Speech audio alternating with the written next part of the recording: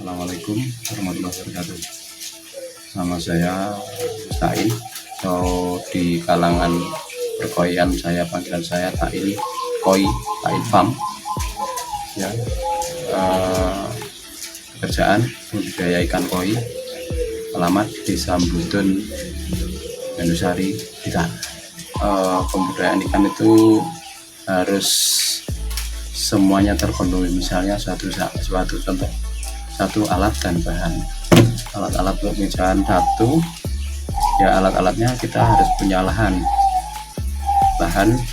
berupa mungkin kolam semen atau kolam tanah.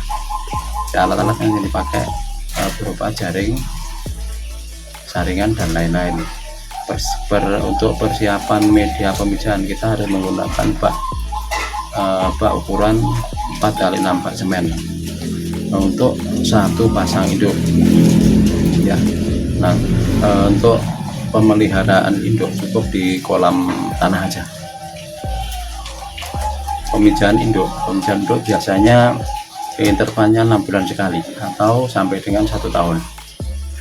Untuk penetasan induk biasanya sehari 2 malam atau 2 malam 1 hari setelah telur keluar. Pemeliharaan larva itu setelah menetas itu kita harus merawat atau memelihara larva. Larva itu pertama baru menetas umur 2 hari kita harus memberi makan berupa brutu atau kuning telur. Bisa juga dengan cacing sutra. Ya.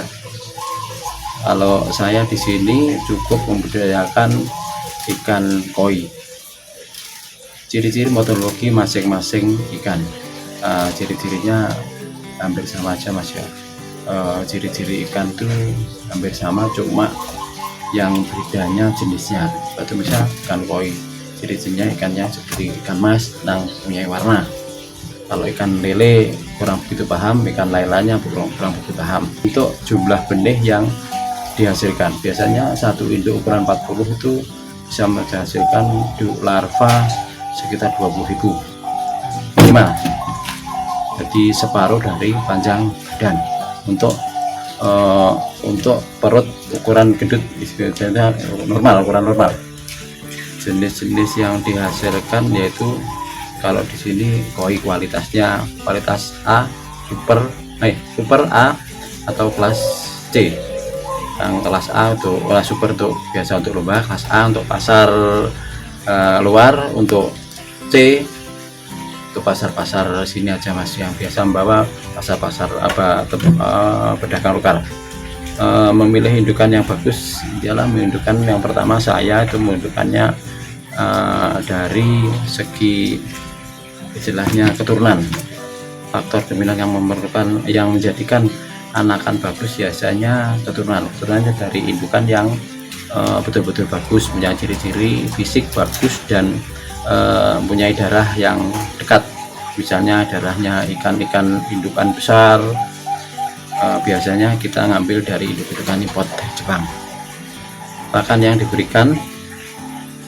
diberikan yang sesuai dengan indukan koi berupa pakan spesial, biasanya PK, pakan khusus koi, atau Breeder Pro atau Taiso, produknya Matahari Sakti. Kalau Breeder Pro itu produknya itu CP Prima.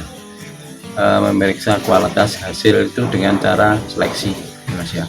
Seleksi itu umur 1 bulan seleksi pertama, kedua umur 3 bulan, jadi dibuang 3 bulan, setelah 5 bulan seleksi terakhir sampai dengan hasil pemasaran yang memenuhi kriteria ABC nya itu. Untuk penjualan di pasar tidak ada masalah, pedagang datang sendiri dan sedikit pun nggak ada permasalahan. Pengemasan distribusi ikan yang siap jual atau siap kirim, ada alat-alatnya sudah ada berupa plastik, oksigen dan air yang bagus, dan kita siap pengiriman dikritisasi antibiotik ya Mas, supaya nanti gesek-gesekan ikan yang di dalam itu nggak sampai infeksi. Untuk kita menentukan modal itu berhati Mas, jangan melihat kita modal besar itu menghasilkan hasil yang besar, enggak. Kita belajar dari kecil dulu, lama-lama kita akan menjadi besar. Jadi biarpun modal itu kecil, kalau dikelola dengan baik akan mendapatkan hasil yang lumayan bagus sesuai dengan harapan kita. Untuk perhitungan titik impas itu biasanya mulai dari awal kita berusaha sudah mempunyai rincian-rincian, dan kita akan menentukan titik impas setelah satu panen 1, 2, 3 kali, 4 kali panen itu sudah kita impas dengan modal kita usaha sampai dengan lahan budidaya, sewa lahan budidaya. Nah, itu yang menentukan. Itu biasanya kalau kita sudah 6 bulan kita akan bisa menutup semua modal-modal yang kita keluarkan. Setelah itu 6 bulan berikutnya kita tinggal untungnya. Istilahnya kalau kita sewa 1 tahun itu Mas ya, kalau sewa 1 tahun 6 bulan itu sudah kembali modal, selebihnya yang 6 bulan keuntungan. Kegiatan promosi yang sudah saya lakukan itu pertama lewat kelompok koi se-Indonesia. Saya ikut APGI, Asosiasi Cinta Koi Indonesia ya. Yang kedua lewat promosi lewat jaringan internet ya, lewat kelompok pasar ikan ada. Terus peluang usaha yang pembenihan ikan, dan berdasarkan hasil pengamatan peluang usaha untuk pembenihan ikan koi sampai dengan pembesaran itu sangat-sangat menjanjikan. Belum ada usaha lain yang kira-kira selain pegawai negeri Mas ya, belum ada usaha lain yang bisa menandingi usaha koi. Jadi usaha koi itu asal ikannya sehat aja sudah menguntungkan, dengan tenaganya tapi hasilnya menjanjikan.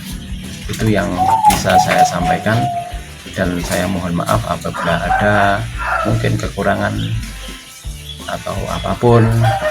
Kalau mungkin adik memerlukan sesuatu nanti bisa direvisi atau saya lengkapi. Terima kasih. Wassalamualaikum warahmatullahi wabarakatuh.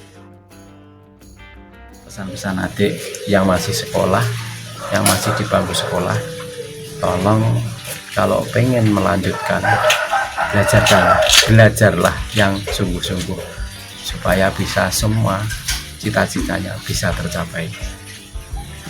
Tapi jangan lupa kita harus berdoa dan berusaha. Kita punya kemampuan kuat, punya semangat, mesti bisa. Insya Allah bisa. Insya Allah sampai bisa sukses. Amin.